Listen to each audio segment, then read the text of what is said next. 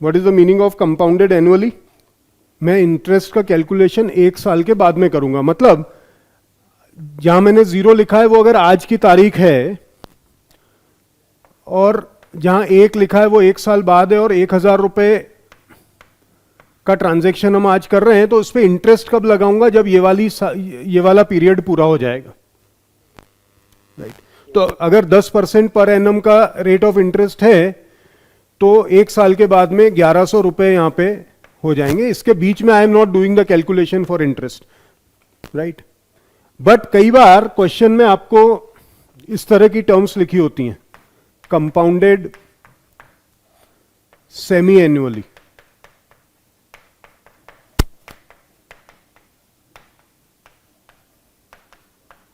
What is the meaning of this term?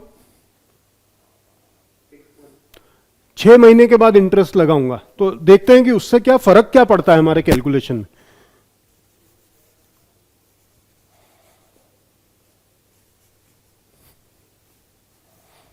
तो इसी number line को मैं 12 मंथ्स और यहां पे बीच में 6 मंथ, मतलब आप इस तरह समझो कि 1,000 रुपए अगर मैंने आपको दिए या आपने मुझे दिए, तो हम साल भर के बाद में इंटरेस्ट की बात नहीं करेंगे, हम छठे महीने में इंटरेस्ट की बात करेंगे। तो मान लीजिए आज आपने मुझे 1,000 रुपए दिए, 6 महीने के बाद में हमने उसके कैलकुलेशन किया। आपने बोला था कि 10% per annum but compounded semi annually. तो मुझे बताओ कि 100 रुपए अगर दिया है आपने मुझे 1 साल के लिए, तो 1 साल के बाद में 10% के हिसाब से कितना रुपया इंटरेस्ट ऐड हो जाना चाहिए? 10 रुपए। 100 रुपए पे 10 रुपए, वेरी गुड। 1,000 रुपए पे 100 रुपए पूरे साल में, तो 6 महीने में कितना ऐड हो जाना चाहिए? अगर 1,000 की बात करें तो 50। अगर 1,000 रुपए 12 महीने के लिए दे रहे हैं तो 100 रुपए ऐड हो रहे हैं, तो 6 महीने के लिए कितने हो जाएंगे? 50। तो जब 6 महीने के बाद में हम मिले तो हमने बोला नहीं, अब प्रिंसिपल 1,000 नहीं रहेगा, अब प्रिंसिपल रहेगा 1,050। अब प्रिंसिपल रहेगा 1,050, अब 1,000 नहीं रहेगा अगर सेमी एनुअली कर रहे हैं तो अगर 1,000 रुपए पे 6 महीने के लिए 50 रुपए बढ़ते हैं, तो 1,050 रुपए पे 6 महीने में कितने रुपए बढ़ेंगे?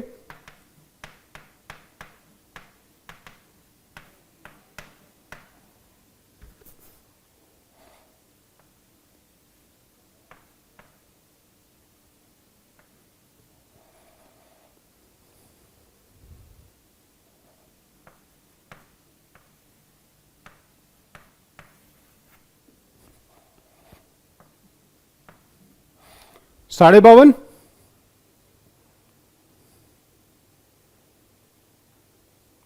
समझो इसको, ये थोड़ी नई चीज हो सकती है, right? And ask your doubt, नहीं आया तो मैं दोबारा बताऊंगा, डोंट वरी। 10% पर एनम का इंटरेस्ट लगा, लेकिन अगर कंपाउंडिंग जल्दी हो गई तो आप देखो कि 6 महीने में 50 रुपए की जगह 52.5 रुपए बढ़ रहे हैं। मतलब जिसने लोन लिया है उसका नुकसान है, जिसने लोन दिया है उसका फायदा है। और आप कैलकुलेशन अगर थोड़ा करके देखोगे, जितना ज्यादा बार आप कंपाउंडिंग करोगे उतना ज्यादा ये वैल्यू आती जाएगी, मतलब लोन लेने वाले को उतना नुकसान होने वाला है। किसी ने अगर लोन लिया है और फीस भरी है, तो वो अपना लोन का डॉक्यूमेंट खोल के देखना, वहां पे अगर 12% पर एनम लिखा है तो उसकी कंपाउंडिंग जो हो रही है वो मंथली हो रही है, तो देखना कि उसका इफेक्टिव रेट ऑफ इंटरेस्ट कितना आता है। जब 6 महीने में ही 2.5 रुपए का अंतर आ गया, तो जब 1 महीने की बात करेंगे तो कितना अंतर आएगा, वो जस्ट ट्राई। उसी को एकोमोडेट करने के लिए अमाउंट का जो फॉर्मूला है वो थोड़ा सा बदल जाता है।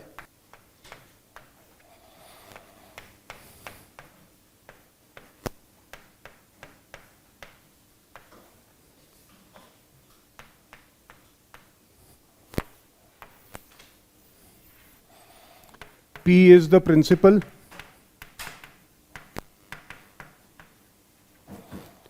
R is the rate, annual rate, T is the time, N is the compounding. कितनी बार कंपाउंडिंग एक साल में कर रहे हो, और A is the amount. Abhilash and Dinesh, question number 6. Abhilash and Dinesh started a business investing 22,500 and 35,000 respectively. Abhilash 22,500,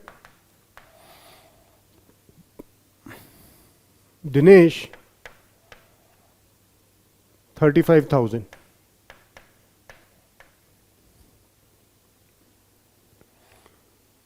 total profit हुआ 13,800.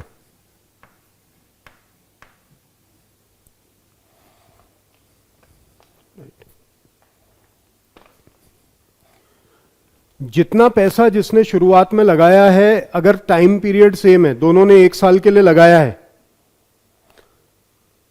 या दोनों ने सेम टाइम पीरियड के लिए लगाया है, तो जितना पैसा जिस रेशो में लगाया, अगर मैंने 100 रुपए लगाए, मेरे दोस्त ने 200 रुपए लगाए हैं, तो जो भी प्रॉफिट होगा, जो भी कमाई होगी, वो उसी अनुपात में आपस में डिवाइड होगा. That is the concept behind these questions which are share and profit and percentage. इस या रेशो की बात करें तो यहां पे हमको इंपॉर्टेंट ये है कि ये जो बड़े बड़े नंबर्स हैं, इनको एक रेशो में हम कैसे ले आएं. तो ultimately it is 22500 divided by 35000. We can straight away get rid of the 2 zeros. इसके आगे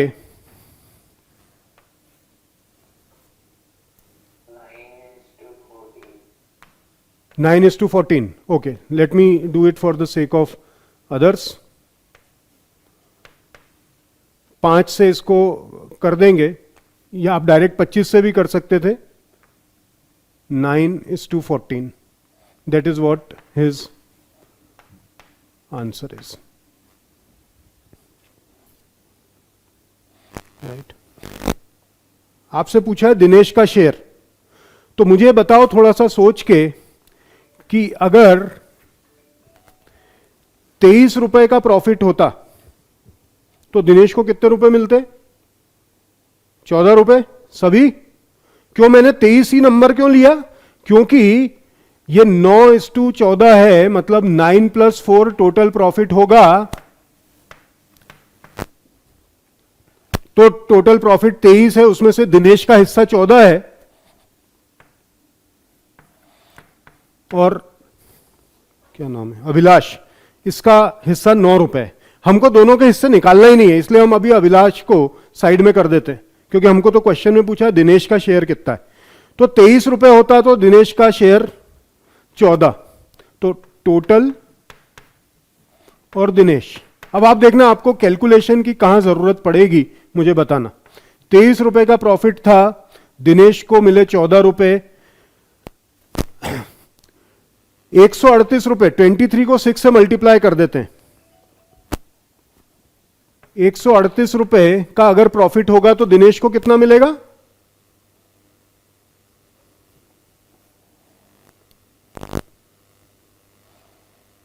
एक 138 ही नंबर क्यों लिया?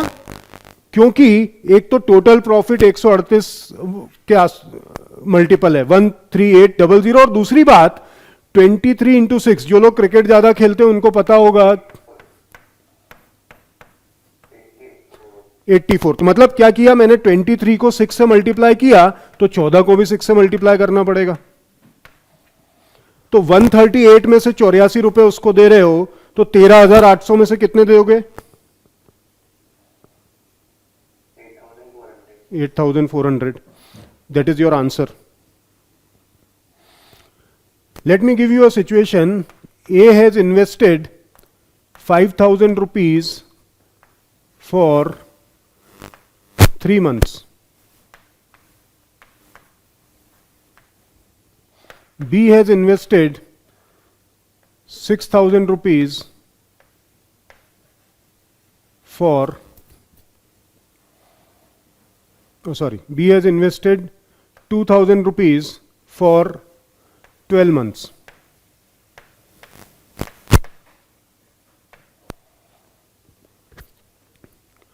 प्रॉफिट हुआ 10,000 रुपए, तो इनका प्रॉफिट का रेशो क्या होगा?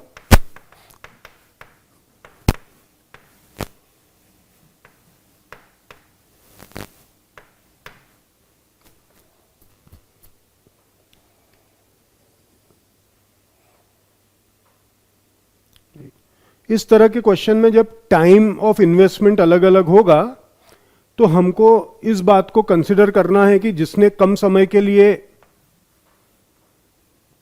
इन्वेस्ट किया है, ज्यादा पैसा है लेकिन कम समय के लिए दिया है, कम पैसा है लेकिन ज्यादा समय के लिए दिया है, तो पहला काम हमको ये करना पड़ेगा कि इस चीज को कॉमन कर लेना पड़ेगा।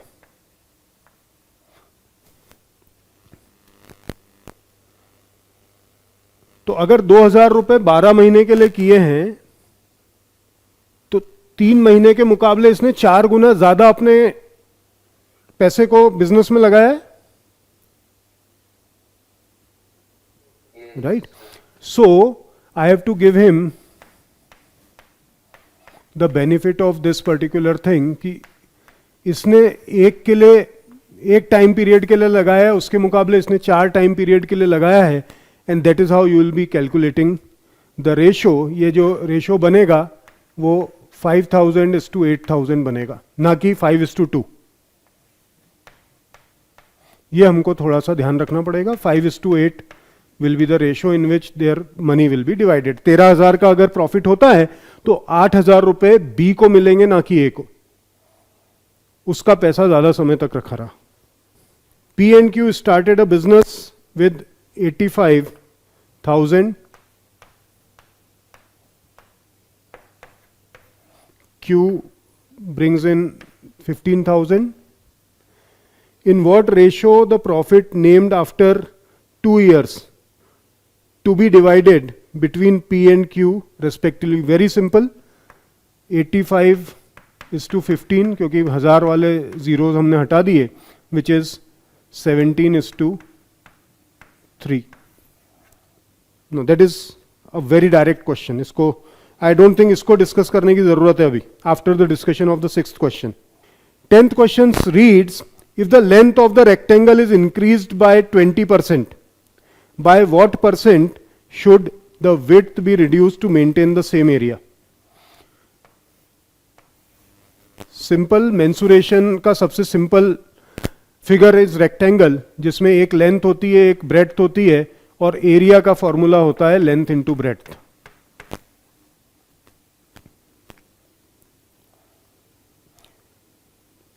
क्वेश्चन बोल रहा है कि आपकी जो भी लेंथ थी उसको आपने 20% से बढ़ा दिया।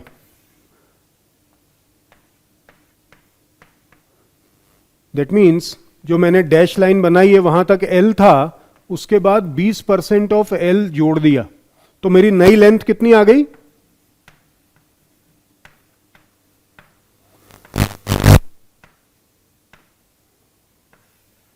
Are you convinced with this?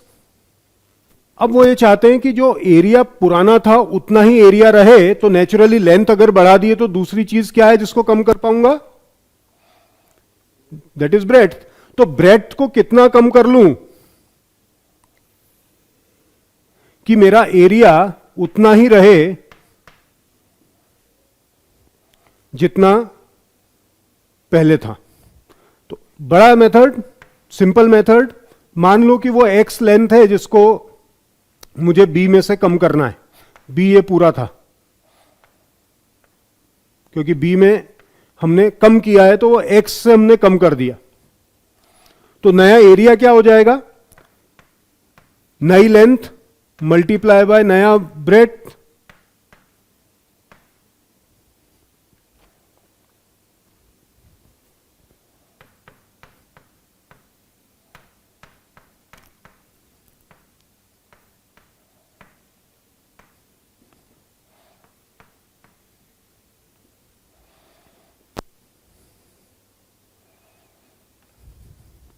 ये एरिया पुराने एरिया के बराबर है।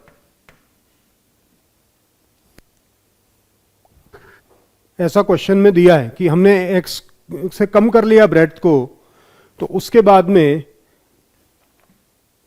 एरिया बराबर आया। ये एल को हम तीनों जगह से हटा सकते हैं, अभी रख भी लेंगे तो दिक्कत नहीं है, but then it is of no use. जब इस -1.2x को हम उठा के लेफ्ट साइड में आए और 1.2b -1b is 0.2b,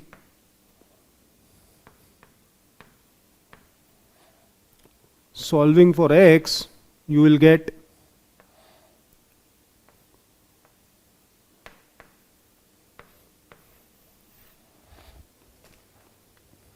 इतना कम कर देंगे अगर ब्रेड्थ को, मतलब 1/6 is 16.6%।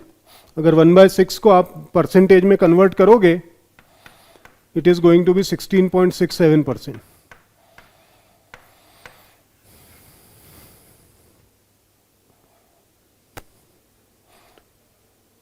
Now after solving this, remember my words कि आपको ये नहीं करना है,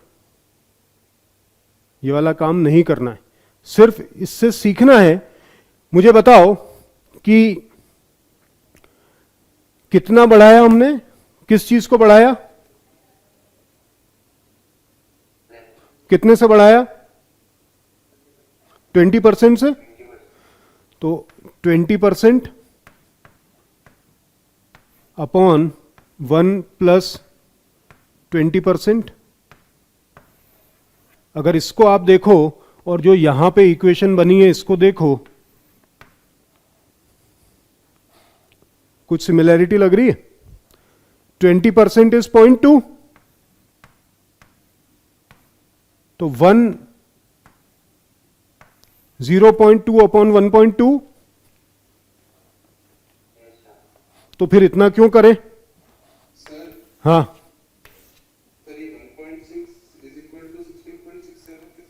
1/6, 6 को 6 से भाग दो 1 में, तो 0 पॉइंट, राइट।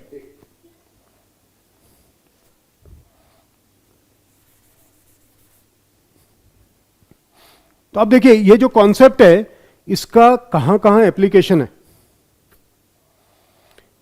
मैं आपको एक और situation, similar concept but different situation. एक फैमिली है जो पेट्रोल पे 1,000 रुपए महीना खर्च करती है,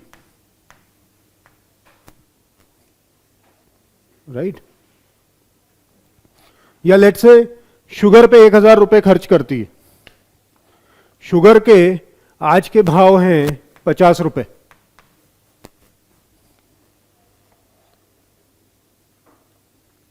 लेकिन शुगर के भाव 20% बढ़ गए,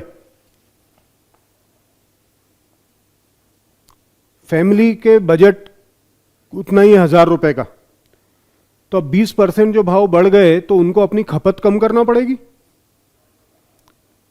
तो कितनी खपत कम करें, उसका आंसर भी this is the answer.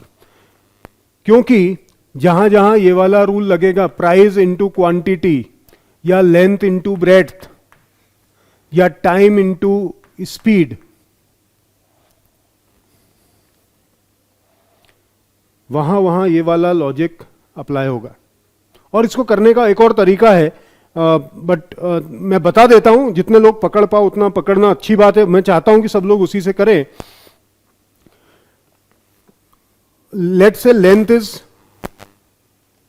100, right. उसमें 20% बढ़ाया तो कितनी नई हो गई लेंथ? 120। तो अभी हम 20% क्यों बोल रहे थे? क्योंकि हम 100 में उसको देख रहे थे।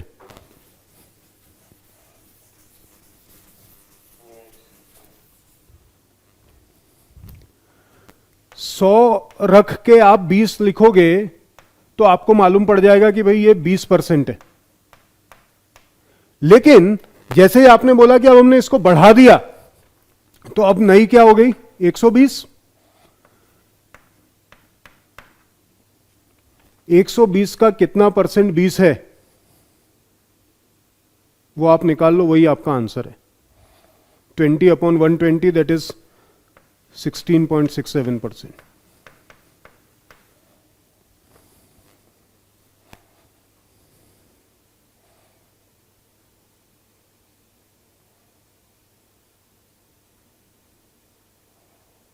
और ये बहुत पेयर में काम करता है। एक बार और एक एग्जांपल और लेके आपको बताता हूं मैं। अगर कोई भी कॉन्सेप्ट या कोई भी क्वेश्चन ऐसा है जिसमें दो नंबर्स का मल्टीप्लिकेशन हो रहा है और हमको टोटल को सेम रखना है,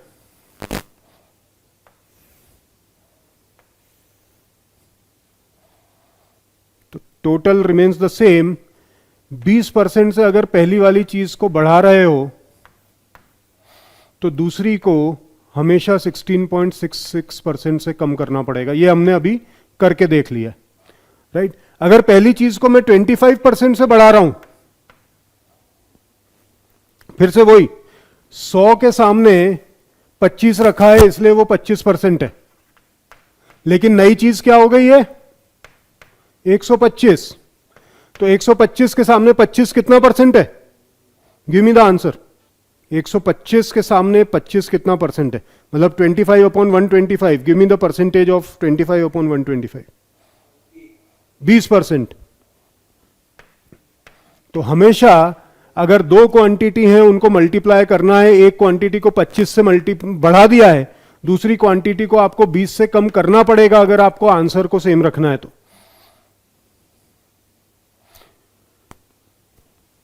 A इंटू बी अगर C है, A को अगर 1.25 क्यों किया? क्योंकि 25% से बढ़ा दिया। B को 0.8 B क्यों लिखा? क्योंकि 20% से कम कर दिया। इस मल्टीप्लिकेशन को आप करोगे तो आपको वापस से A इंटू बी मिलेगा। आप करके देख लो। 1.25 into 0.8, do it in your calculator और do it manually, you will get 1 as the answer. और इसीलिए आंसर हमेशा A इंटू बी बना रहेगा। यह हमेशा पेयर में चलेगा। टेल मी, अगर किसी को 50% से बढ़ा दिया फर्स्ट क्वांटिटी को, तो सेकंड क्वांटिटी को कितने से कम करना पड़ेगा? बहुत सिंपल लॉजिक। 100 के सामने 50 है इसलिए 50% है, लेकिन बढ़ के हो गया 150, उसके सामने 50 इज 33.33%। तो दूसरी क्वांटिटी को आपको 33.33% से कम करना पड़ेगा, तभी वो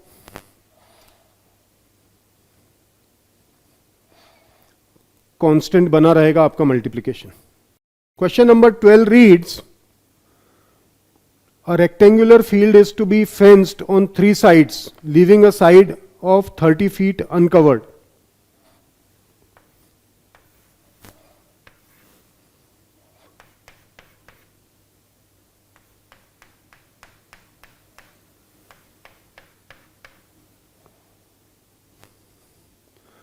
ये 30 फीट का जो साइड है इसको हमने अभी छोड़ दिया है, इसको कवर नहीं करना है, right.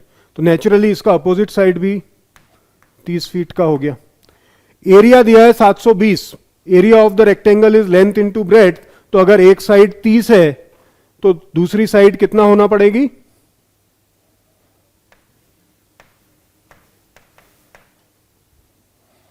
Simple calculation, 720 is equal to 30 into the unknown side. So breadth is 720 divided by 30, which is 24. अब आपको ये पता करना है कि कितनी लंबी फेंस बने। तो 24 into 2, which is 48 plus 30, 78. Your answer is there. Right. You couldn't reach to that particular question. जो लोग जिन्होंने मुझे बताया कि उन्होंने 9 क्वेश्चन और 5 या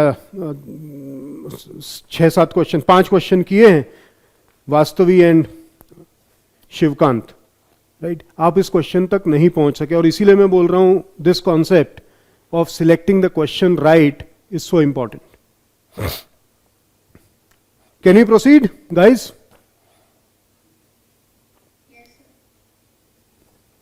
Now let us quickly solve the ones which are going to be time consuming. Let me solve question number 5 first for you. In an office, there are 40% of female employees.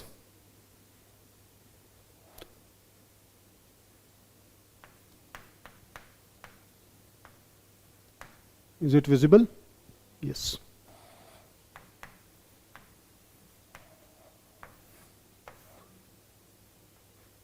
%40,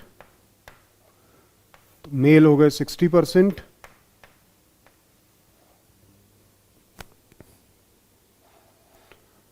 Second statement, 50% of male employees are UG graduates. तो overall का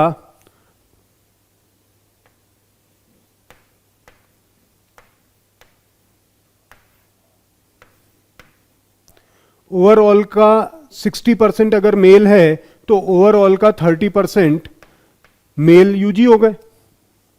as simple as that. A total of 52 employees, 52% of employees are UG out of 1800. तो अगर 1800 total है तो 1800 का 30% कितना हो गया? Can I get the answer? Quick. 540. Very good. 540 ये हैं. 52% आर यूजी. तो उसमें उस 52% में से 22% इधर होंगे, क्योंकि टोटल यूजी 52 है तो 30 तो मेल हो गए, तो 22% लेडीज को ओवरऑल का 22% इधर होना पड़ेगा, तभी 52 बनेगा. What is the number of female employees who are UG graduates? Very simple. 22% of 1800.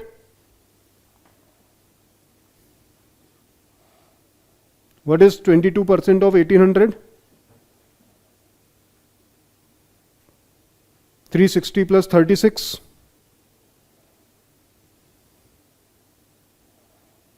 396. That is your answer.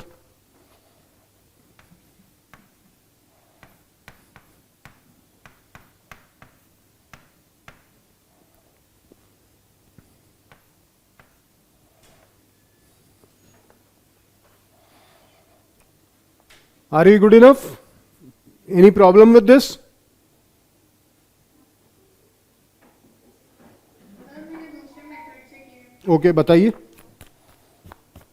Sir the female candidates वर 40%. हाँ. तो पहले 40% का परसेंट निकालिए. 49 का 100 into 800. 1800. 1800. तो इट्स 720. Very good.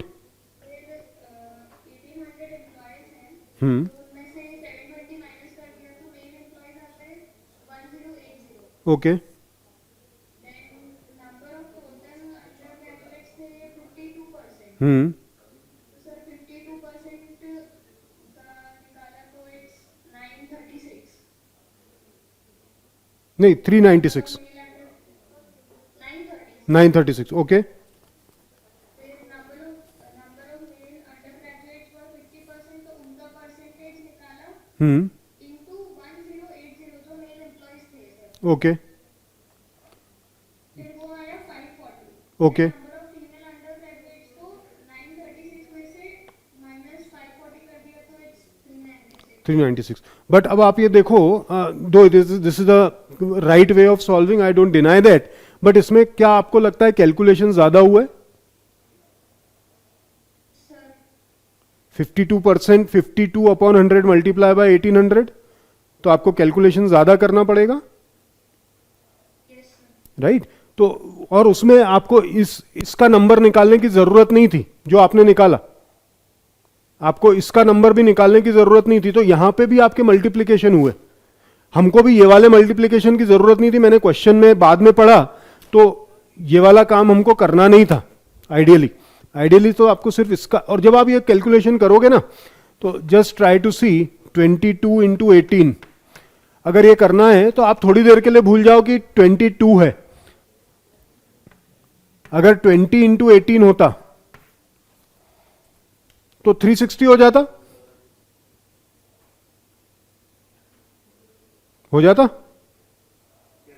राइट तो अब आप ऑप्शंस पे देखो, that is the third thing which I wanted to discuss with you. 362, 396, 412 and 428. अगर दोनों नंबर 20 इंटू 20 होते तो भी आंसर 400 ही आता कि नहीं, राइट और 20 इंटू 18 था इसलिए 360, मतलब आंसर 360 से बड़ा होना चाहिए और 400 से कम होना चाहिए. 362 इसलिए नहीं होगा कि 18 इंटू 2 सिर्फ 2 नहीं बढ़ेगा, थोड़ा ज्यादा बढ़ेगा. What is the option which is remaining? Removing the wrong options is also one of the good strategies which we can follow if we are reading the questions along with the options.